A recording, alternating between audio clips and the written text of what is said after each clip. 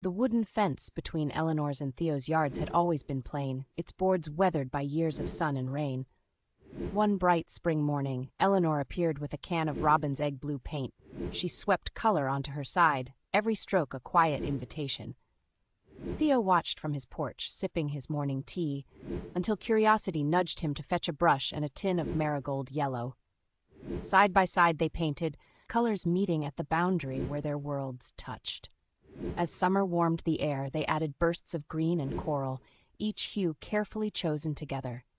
They traded stories over the fence, laughter mingling with the scent of fresh paint and blooming flowers. In autumn, they gathered fallen leaves, pressing them against the boards to create golden imprints that shimmered in the fading light. Winter's frost slowed their work, but they still met, mugs in hand, planning the next shade and sharing quiet moments. Through the changing seasons, the fence became a tapestry, a living record of afternoons shared and silences understood.